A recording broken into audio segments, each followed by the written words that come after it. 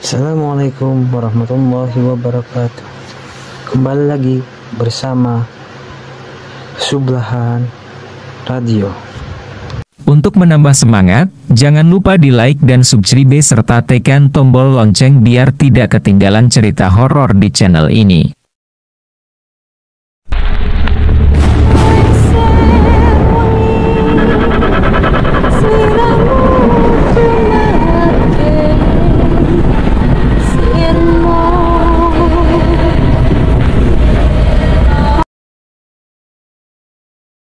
Sambungan, part 5, pertarungan, 3 lawan 1. Sore ini tidak seperti biasanya. Ketiga guruku berdiri di depanku untuk mengetesku. Untuk mengetahui sejauh mana aku berkembang. Tes yang tak seharusnya aku lakukan sebenarnya. Aku takut melukai guruku. Tiba-tiba Pak Kiai maju dengan gagahnya, dan langsung merapal beberapa mantra. Langsung saja kita berempat berpindah alam. Kita berempat berpindah ke alam lain untuk memujiku. Seperti saat aku latihan bersama Pak Ahmad dan Pak Sobirun. Yang pertama kali aku hadapi adalah Pak Kiai. Di sini Pak Kiai terlihat lebih gagah dari biasanya. Ia memiliki badan yang sedikit berisi. Dan memakai pakaian putih dan celana putih. Di sisi kirinya terselip keris panjang. Kami sudah siap di mode pertempuran. Pak Kiai memulai serangannya, dengan tinjuan ke arah perutku. Dan aku berhasil menghindar dengan gerakan menyamping. Langsung saja aku melakukan tendangan ke arah perut Pak Kiai dengan sekuat tenaga. Tapi tendanganku hanya ditahan dengan tangan kirinya. Tetapi tetap saja Pak Kiai terpental ke belakang. Sekitar 2 meter karena tendanganku. Kamu tidak main-main rupanya, kata Pak Kiai. Segera aku gunakan jurus kuncianku, dan aku arahkan ke Pak Kiai. Saat posisi Pak Kiai tidak menguntungkan, dan tidak bisa bergerak karena amalanku, segera ku tendang sekuat tenaga ke arah kepalanya dan sukses membuat Pak Kiai tersungkur ke tanah, dengan sedikit mengeluarkan darah di kupingnya. Setelah itu Pak Kiai langsung berdiri, dan memanggil pendampingnya. Dia adalah sesosok macan beraura api merah. Dasar macan ompong belum perang sudah kebakar, kataku. Si macan mengaum sekuat tenaga, dan aku harus mengarahkan tenaga dalamku ke arah kupingku agar tidak tuli. Saat macan mulai menyerang, segera aku buat benteng pertahanan diri. Dan aku rapalkan ilmuku, sebut saja ilmu rahasia. Setelah aku selesai membaca mantra, macan yang hendak menyerangku langsung terpental jauh ke belakang Pak Kiai. Hei macan, kamu pantasnya disebut kucing tukang ambil ikan asin, kataku lagi. Macan itu segera bangkit, dan kembali menyerangku. Segera aku hentakkan 3 kali kakiku ke tanah. Dan macan itu terpental lebih jauh lagi dari tadi. Pak Kiai segera memanggil pendampingnya yang kedua, yaitu sesosok naga biru. Dia memiliki kulit bersisik, dan sangat gagah, serta memiliki nafas api yang menyeramkan. Segera aku rapalkan mantra penyegel, saat naga biru hampir menyerangku. Saat jarak tinggal beberapa sentimeter, naga itu tergulung oleh ribuan rantai dari tanah. Ya, rantai segel segera menyegel naga biru. Naga biru sekarang tidak bisa berbuat apa-apa lagi. Sekarang Pak Kiai memanggil pendampingnya yang paling kuat, seperti sosok pria yang menggunakan pakaian adat Jawa lengkap dengan kerisnya. Lawan lumayan nih, gumamku. Benar saja belum siap aku melafalkan jurus apapun. Pria tersebut melancarkan serangan dan sukses membuatku terpental. Laki-laki tersebut langsung saja memulai serangannya yang kedua. Ia mengeluarkan api hitam dari tangannya. Dan api tersebut segera dilemparkan kepadaku. Dengan kecepatan yang luar biasa. Tapi untung saja aku masih sempat menghindar. Dan api hanya mengenai tanah. Pak Tua, kamu mau buat ubi bakar? Ajak-ajaklah. Celetukku kembali. Aku sengaja membuat emosi lawan naik agar mereka bertindak ceroboh. Setelah aku buat emosi, pria itu berubah menjadi 3 orang, kesalahan yang fatal baginya karena aku tahu kelemahan ilmunya. Dan saat 3 orang itu maju menyerangku, aku langsung melafalkan jurus telapak rahasia. Dan jurus itu sukses membuat ketiganya terpental jauh dari arena pertarungan. Sudah cukup, kamu kuat nak sekarang. Semua ini takkan aku raih tanpa didikan kalian Pak Kiai. Kamu sudah menguasai hampir semua ilmuku. Aku baru belajar tahap pertama dari semua ini Pak Kiai. Tetaplah bijaksana dan rendah diri, jangan pernah mengambil keputusan saat kau sedang marah. Daripada kau akan menyesal di kemudian hari. Baiklah Pak Kiai, aku akan mengingat semua kata-katamu itu. Setelah itu aku segera beristirahat, dan mempersiapkan diri untuk melawan Pak Ahmad. Setelah Pak Kiai menyudahi tesnya, aku segera bersila untuk mengembalikan energiku ke posisi semula. Ya karena energiku lumayan terkuras saat melawan Pak Kiai, begitu juga Pak Kiai, beliau terluka parah tadi. Maafkan aku Pak Kiai, aku tidak ingin mengecewakan Bapak karena aku tidak serius melawan Bapak. Bukannya harusnya demikian, musuh memang harus dilawan sekuat tenaga. Tapi Pak Kiai sekarang terluka parah, sedih aku melihatnya. Berarti memang kamu mempelajari ilmuku dengan sungguh-sungguh. Terima kasih Pak Kiai. Lanjut pertarungan keduaku, melawan Pak Ahmad. Ia banyak mengajarkanku jurus-jurus dan ilmu kejawen, karena memang beliau adalah salah satu keturunan Keraton Yogyakarta. Ya guruku ini lumayan kuat, setara dengan Pak Kiai, mungkin bisa di atas beliau. Pak Ahmad pun segera maju, dan mempersiapkan beberapa pendampingnya, sementara aku memang belajar tanpa pendamping satupun. Setelah Pak Ahmad bersiap, aku melihat singa yang begitu besar. Pak, itu bawa kelinci. Yakin mau nyerang aku? Celetukku. Segera saja singa besar itu mengarahkan serangannya kepadaku, dengan cakar-cakar kakinya. Tapi belum sampai cakar itu mengenaiku, segera aku mengamalkan jurus langitan. Jurus ini membuat lawan terkena gravitasi sesuai keinginan kita. Benar saja singa besar tadi hanya bisa merunduk dan meraung-raung tanpa bisa bergerak sedikit pun. Tuh kelincimu masuk kubang lumpur Pak, hahaha, kataku. Pak Ahmad terkejut saat melihat aku sudah menguasai ilmu itu. Padahal baru ia ajarkan sekali. Lanjut Pak, apa hanya segini kekuatanmu? Kataku lagi. Segera saja ia maju, dan hendak menyerangku. Tetapi dia melewati medan gravitasi tadi. Kesalahan fatal, Pak Ahmad juga tidak bisa bergerak, karena terkena ilmu yang aku gunakan untuk menyerang singanya. Aku hanya bisa ketawa melihatnya. Segera saja aku gandakan 100 kali lipat ilmu tadi. Pak Ahmad melawan dengan sekuat tenaga ilmu tadi.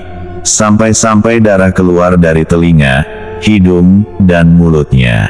Gimana masih dilanjut Pak? Atau cukup sampai di sini? Tanyaku. Pak Ahmad sudah tak berdaya, dan memutuskan untuk menyerah, begitu juga singanya yang gagah.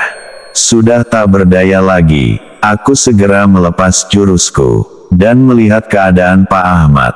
Tapi baru 3 langkah aku berjalan, ternyata semua tenagaku terkuras. Aku tersungkur ke tanah. Jadi begini efek samping dari jurus itu Pak Ahmad. Iya, sangat menguras energi.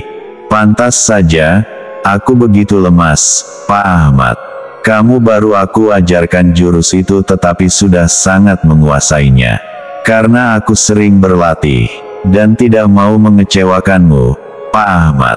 Tidak salah aku mengangkatmu menjadi muridku ternyata. Makasih, Pak Ahmad. Segera aku duduk bersila, sembari menyerap energi alam untuk mengembalikan tenagaku yang terkuras. Lelah juga, tetapi lawanku masih tersisa 1. Gumamku dalam hati, Gimana pendapatmu, Pak Kiai, tentang perkembanganku dulu sampai sekarang? Kamu cepat belajar nak, dan cepat untuk menguasai ilmu. Baguslah kalau begitu, Pak Kiai. Tetapi kamu masih suka emosi, dan mengambil keputusan sendiri seenaknya. Baiklah, aku akan memperbaiki lagi, Pak Kiai. Kalau menurut Pak Ahmad bagaimana? Kamu cepat menguasai ilmu, pandai membuat emosi lawan terpancing. Dan kamu sangat cerdik dalam bertarung. Makasih Pak Ahmad. Untuk kelemahanku apa Pak? Kamu jarang mengukur kekuatan yang akan kamu pakai. Ukur energinya seberapa, dan kamu terlalu ceroboh dalam mengambil keputusan. Baiklah, aku segera memperbaiki semua itu, Pak Ahmad. Setelah selesai mengembalikan semua tenagaku, rasa letih dan lelahku sudah agak terobati. Meski nafas agak sesak, dan perutku terasa agak mual, tapi aku harus segera memperbaiki semuanya. Karena aku harus lawan tanding dengan guruku yang ketiga. Lelah sih rasanya, tapi aku harus siap, agar aku bisa membuktikan jika aku tangguh. Ini adalah pertarunganku yang ketiga melawan Pak Sobirun. Meski aku sudah terluka, tetapi masih bisa melanjutkan pertarungan ini. Benar-benar melelahkan, dan untungnya ini pertarungan terakhirku. Gaya bertarung dan strategi Pak Sobiron sangatlah berbeda. Dan ia JG ahli pengobatan, racun dan ramuan. Pendampingnya pun juga bervariasi, mulai tipe racun sampai pengobatan. Pak Sobirun segera maju satu langkah, yang menandakan ia sudah siap untuk bertarung denganku. Lalu ia menyerang dengan ilmu petir tingkat 3, yang menyambar-nyambar ke arahku. Dan aku bersusah payah menghindari serangannya. Sebenarnya jurus ini digunakan untuk pengobatan, dalam kapasitas ringan dan sedang, untuk membantu orang stroke, dan anak kecil yang mengalami fungsi saraf. Sampai Pak Sobirun membuat kesalahan pada kuda-kudanya. Dan aku pun lari mendekat ke kaki kirinya. Tetapi begitu kagetnya aku karena itu hanya tipuan beliau. Dan benar saja, jurus petir tingkat 3 sukses mendarat di tanganku. Rasanya seperti disengat ribuan volt listrik sampai aku terjatuh. Aku segera bangkit, dan memasang kuda-kuda. Aku segera amalkan jurus yang sama, yaitu jurus petir. Kalau punya Sobirun kilatan kuning, punyaku kilatan putih. Dua jurus pun saling bertemu dan terdengar dentuman-dentuman. Pertarungan pun begitu dahsyat, dan tak terelakkan. Kawah-kawah kecil di sekitar kita pun tercipta akibat pertarungan ini. Aku dan Pak Sobirun mulai kelelahan, apalagi Pak Sobirun usianya sudah lanjut. Aku segera buka ajian Asmorodanu. Ajian ini dapat membuat tanah-tanah di sekelilingnya menjadi beracun dan berenergi negatif. Pak Sobirun yang tahu jurusku segera mencoba mematahkannya. Tetapi terlambat, jurus itu sudah aku selesaikan tepat pada waktunya. Setelah jurusku terpasang, Pak Sobirun mulai melemah dan jatuh ke tanah. Beliau mengaku kalah. "Yah, alhamdulillah aku juga sudah sampai pada batas kemampuanku. Mungkin jika Pak Sobirun melanjutkan, aku sudah tidak mampu melawannya." Aku juga segera merebahkan badanku, karena sudah sangat letih. Lalu dunia ini terasa gelap, dan aku tidak mengingat apa-apa lagi. Saat aku terbangun, aku sudah tertidur di ruang tamu rumah Pak Kiai. Saat sadar kepalaku begitu pusing dan lemas. "Jam berapa ini, Pak Kiai?" "Ini baru jam 7 malam, Le." "Di mana, Pak Sobirun dan Pak Ahmad?" "Mereka pamit karena mereka ada urusan mendadak." "Apa aku tidak lulus dengan tesku, Pak Kiai?" "Alhamdulillah kamu lulus dengan sangat membanggakan, Le." "Gimana maksudnya, Pak Kiai? Kamu bisa mengalahkan kami tanpa menggunakan hodam pendamping, sementara kami menggunakan pendamping kami, serta ilmu kami, Le." "Ah, Itu hanya kebetulan saja, Pak Kiai. Kebetulan yang berturut-turut. Mungkin kalian hanya mengalah pada anak kecil ini. Mana mungkin kami mengalah untuk babak belur, Le. Terus apa, Pak Kiai? Yaitu kemampuanmu, Le. Teruslah rendahkan hatimu, Le. Sampai tidak ada satu orang pun yang merendahkanmu. Jangan pernah sombong dengan apa yang kamu miliki sekarang. Bijaksanalah menggunakan ilmumu, dan ingatlah di atas langit masih ada langit, Le. Saya paham, Pak Kiai. Setelah percakapanku itu, aku segera berpamitan ke Pak Kiai, dan pulang ke rumahku. Setelah sampai rumah, aku segera bersih-bersih diri, dan menjalankan sholat Isya. Setelah selesai, aku makan bersama keluargaku. Di situ ada paman, bibi, dan nenekku. Kita semua makan sembari bercanda tawa. Kita sangat bahagia, padahal makan hanya tempe dan tahu, tetapi kita sangat bersyukur. Setelah selesai, aku segera belajar materi mata pelajaran besok. Aku ingin tetap mempertahankan semua nilai bagusku. Setelah selesai belajar, aku segera merebahkan badan di kasurku. Saat mata mulai mengantuk, aku dipanggil gengku untuk berbuat jahil ke anak-anak kampung sebelah. Karena kemarin anak-anak pulang ngaji, mereka ditakut-takuti pocong-pocongan anak kampung sebelah. Padahal mereka hanya memakai mukena perempuan kemudian lari. Setelah aku tahu bagaimana mereka mengerjai sahabatku, segera aku buat rencana untuk membalas mereka besok malam. Pagi pun datang, aku segera mandi dan setelah mandi, aku berangkat ke sekolah bersama teman-temanku. Saat pulang sekolah, aku segera mengumpulkan alat-alat untuk mengerjai anak-anak desa sebelah.